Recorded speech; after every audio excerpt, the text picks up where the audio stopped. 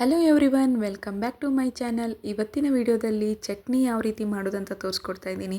ದೋಸೆ, ಪೂರಿ, ಇಡ್ಲಿ ಅಥವಾ ಚಪಾತಿ ಆಗಿರ್ಬೋದು, ಪಲಾವ್ ರೈಸ್ ಆಗಿರ್ಬೋದು, ಯಾವುದೇ ರೀತಿಯಾದಂಥ ಅಡುಗೆ ಇರ್ಬೋದು, ಈ ಚಟ್ನಿ ಒಂದಿದ್ರೆ ಸಾಕು, ಸಖತ್ತಾಗಿರುತ್ತೆ. ಟೇಸ್ಟ್ ಮಾತ್ರ ಒಂದು ಸತಿ ಟ್ರೈ ಮಾಡೋದನ್ನು ಮಾತ್ರ ಮರಿಬೇಡಿ.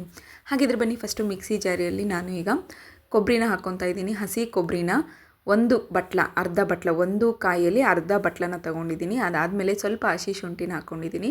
ಒಂದು 4ರಿಂದ 5 ಬೆಳ್ಳುಳ್ಳಿ, ಹಾಗೆ ಒಂದು 2ರಿಂದ 3 ಮೆಣಸಿನ್ಕಾಯಿನ ಕಟ್ ಮಾಡ್ಕೊಂಡು ಹಾಕ್ಕೊಂಡಿದ್ದೀನಿ. ಹಾಗೆ ಜೀರಿಗೆ ಮತ್ತು ಮೇಲ್ಗಡೆಯಿಂದ ಸ್ವಲ್ಪ ಪುಟಾಣಿ ಕಳ್ಳುಪ್ಪನ್ನ ಆ್ಯಡ್ ಮಾಡ್ಕೊಂಡಿದ್ದೀನಿ ನಾನು ಇದರಲ್ಲಿ. ನೀವು ಬೇಕಾದರೆ ಸಣ್ಣ ಉಪ್ಪು ಅಥವಾ ಪಿಂಕ್ ಸಾಲ್ಟ್ ಎರಡನ್ನಾದರೂ ಯೂಸ್ ಮಾಡ್ಕೋಬೋದು. ನೆಕ್ಸ್ಟ್ ನೋಡಿ, ಈಗ ನಾನು ಇದನ್ನು ಸ್ವಲ್ಪ ಗ್ರೈಂಡ್ ಮಾಡ್ಕೊಂಡಿದ್ದೀನಿ. ತರಿಯಾಗಿ ಗ್ರೈಂಡ್ ಆದಮೇಲೆ ಒಂದು ಸತಿ ಲಿಡ್ನ ಓಪನ್ ಮಾಡಿ ನೋಡ್ಕೊಳ್ಳಿ. ಅದಾದಮೇಲೆ ನಿಮಗೆ ಎಷ್ಟು ನೀರು ಬೇಕಾಗುತ್ತೋ ಅಷ್ಟು ನೀರು ಹಾಕ್ಕೊಳ್ಳಿ. ನಾ ಇಲ್ಲಿ ಸ್ವಲ್ಪ ತಿಕ್ ಮಾಡ್ತಾಯಿಲ್ಲ, ತಿನ್ನಾಗಿ ಮಾಡ್ತಾಯಿದ್ದೀನಿ, ಅಂದರೆ ನೀರು ಚಟ್ನಿಯಾಗಿ ಮಾಡ್ಕೊತಾ ಇದ್ದೀನಿ. ಹಾಗಾಗಿ ನಾನಿಲ್ಲಿ ಸ್ವಲ್ಪ ನೀರನ್ನು ಆ್ಯಡ್ ಮಾಡಿಕೊಂಡು ಮತ್ತೆ ಇನ್ನೊಂದು ಸತಿ ಮಿಕ್ಸಿ ಜಾರಿಗೆ ಹಾಕ್ಕೊತಾ ಇದ್ದೀನಿ. ನೋಡಿ, ಈಗ ಒಂದು ಬೌಲ್ನಲ್ಲಿ ಈಗ ನಾನು ತೆಗೆದಿಟ್ಕೊತಾ ಇದ್ದೀನಿ. ಇದಕ್ಕೆ ನೀವು ಬೇಕಾದರೆ ಮೇಲ್ಗಡೆಯಿಂದ 1 ಗ್ಲಾಸ್ ಆಗೋಷ್ಟು ನೀರನ್ನ ಆ್ಯಡ್ ಮಾಡ್ಕೋಬೋದು. ನಾನಿಲ್ಲಿ ನೀರು ಚಟ್ನಿ ಮಾಡೋದ್ರಿಂದ 1 ಗ್ಲಾಸ್ ಆಗೋಷ್ಟು ನೀರನ್ನ ಆ್ಯಡ್ ಮಾಡ್ಕೊತಾ ಇದ್ದೀನಿ. ನೀವು ಬೇಕಾದ್ರೆ ಇಷ್ಟೇ ಇಟ್ಕೊಂಡ್ರೆ ರೈಸ್ ಜೊತೆಗೆ ಸಖತ್ ಕಾಂಬಿನೇಷನ್ ಆಗಿರುತ್ತೆ. ನಾ ಇಲ್ಲಿ ದೋಸೆ ಮತ್ತು ಇಡ್ಲಿಗೋಸ್ಕರ ಮಾಡೋದ್ರಿಂದ ನಾನಿಲ್ಲಿ ತೆಳುವಾಗಿ ಮಾಡ್ಕೊತಾ ಇದ್ದೀನಿ. ನೋಡಿ, ಈ ರೀತಿ ಒಂದು ಅರ್ಧ ಗ್ಲಾಸ್ ಆಗುವಷ್ಟು ನೀರು ಇಲ್ಲ 1 ಗ್ಲಾಸ್ ಆಗುವಷ್ಟು ನೀರನ್ನು ಇಲ್ಲಿ ಆ್ಯಡ್ ಮಾಡ್ಕೊಂಡ್ಬಿಟ್ರೆ ಚೆನ್ನಾಗಿರುತ್ತೆ. ರುಚಿಗೆ ತಕ್ಕಷ್ಟು ಉಪ್ಪನ್ನ ಮತ್ತು ಮೇಲ್ಗಡೆಯಿಂದ ಸ್ವಲ್ಪ ಆ್ಯಡ್ ಮಾಡಿಕೊಂಡು ಮಿಕ್ಸ್ ಮಾಡ್ಕೋಬೋದು. ಇಲ್ಲ ಅನ್ನೋ ಹಾಗಿದ್ರೆ ಸ್ಕಿಪ್ ಮಾಡ್ಕೊಳ್ಳಿ. ನೆಕ್ಸ್ಟ್ ನೋಡಿ, ಈಗ ಇದಕ್ಕೆ ಒಗ್ಗರಣೆನ ರೆಡಿ ಮಾಡ್ಕೊಳ್ಳೋಣಂತೆ.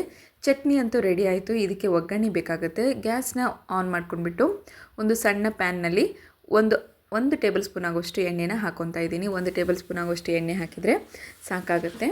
ನೆಕ್ಸ್ಟ್ ಬಂದುಬಿಟ್ಟು ಇದಕ್ಕೆ ಎಣ್ಣೆ ಕಾದ ನಂತರ ಒಂದು ಅರ್ಧ ಟೇಬಲ್ ಸ್ಪೂನ್ ಆಗುವಷ್ಟು ಸಾಸಿವೆನ ಹಾಕ್ತಾಯಿದ್ದೀನಿ. ಸಾಸಿವೆ ಚಟ್ಪಟ್ ಅಂತ ಕಲರ್ ಚೇಂಜ್ ಆದ ತಕ್ಷಣವೇ ನಾನಿಲ್ಲಿ ಕಡಲೆಬೇಳೆನ ಹಾಕ್ಕೊತಾ ಇದ್ದೀನಿ. ಒಂದು ಅರ್ಧ ಟೇಬಲ್ ಸ್ಪೂನ್ ಆಗುವಷ್ಟು ಕಡಲೆಬೇಳೆನ ಹಾಕಿದ ಮೇಲೆ ಒಂದು ಅರ್ಧ ಟೇಬಲ್ ಸ್ಪೂನ್ ಆಗುವಷ್ಟು ಉದ್ದಿನಬೇಳೆನ ಹಾಕ್ತಾಯಿದ್ದೀನಿ. ಕಡಲೆಬೇಳೆ, ಉದ್ದಿನಬೇಳೆ ಮತ್ತು ಸಾಸಿವೆ ಎಲ್ಲವೂ ಕೂಡ ಚೆನ್ನಾಗಿ ಕಲರ್ ಚೇಂಜ್ ಆಗಬೇಕು. ಕಲರ್ ಚೇಂಜ್ ಆಗಿದ ತಕ್ಷಣವೇ ನಾನಿಲ್ಲಿ ಒಣ ಮೆಣಸಿನ್ಕಾಯಿನ ತೊಗೊಂಡಿದ್ದೀನಿ. ಒಂದು ಗುಂಟೂರು ಅಥವಾ ಬೇಡಿಗೆ ಮೆಣಸಿನ್ಕಾಯಿ, ನಿಮಗೆ ಯಾವ್ದು ಬೇಕೋ ಅದನ್ನು ತೊಗೊಂಡು ಒಗ್ಗರಣೆನ ಹಾಕ್ಕೊಳ್ಳಿ. ಬ್ಯಾಡಿಗೆ ಮೆಣಸಿನ್ಕಾಯಿಂದ ಒಗ್ಗರಣೆ ಹಾಕಿದ್ಮೇಲೆ ಸ್ವಲ್ಪ ಕೊತ್ತಂಬರಿನ ಹಾಕಿದ್ದೀನಿ. ಕರಿಬೇವು ಕೂಡ ಹಾಕ್ಬೋದು, ಇಲ್ಲ ಕೊತ್ತಂಬರಿ ಆದರೂ ಹಾಕ್ಬೋದು. ಟೇಸ್ಟ್ ಮಾತ್ರ ಸಖತ್ತಾಗಿರುತ್ತೆ. ಈಗ ಒಗ್ಗರಣೆ ಹೊಡೆದಿದ್ದನ್ನು ನಾನು ಚಟ್ನಿಗೆ ಹಾಕಿ ಮಿಕ್ಸ್ ಮಾಡ್ಕೊತಾ ಇದ್ದೀನಿ. ಇಷ್ಟೇ ನೋಡಿ ಸ್ನೇಹಿತರೆ, ಈಸಿಯಾಗಿ ಮಾಡ್ಕೋಬೋದು. ಚಟ್ನಿ ಮಾತ್ರ ಚೆನ್ನಾಗಿರುತ್ತೆ. ಒಂದು ಸತಿ ಟ್ರೈ ಮಾಡಿ ನೋಡಿ. ಈಸಿಯಾಗಿ ಮಾಡ್ಕೋಬೋದು ಚಟ್ನಿನ. ದೋಸೆ, ಇಡ್ಲಿ, ಪೂರಿ, ರೈಸ್ ಎಲ್ಲದಕ್ಕೂ ಕೂಡ ಟೇಸ್ಟ್ ಚೆನ್ನಾಗಿರುತ್ತೆ. ಈ ವಿಡಿಯೋ ನೋಡಿದ್ದಕ್ಕೆ ಎಲ್ಲರಿಗೂ ಧನ್ಯವಾದಗಳು.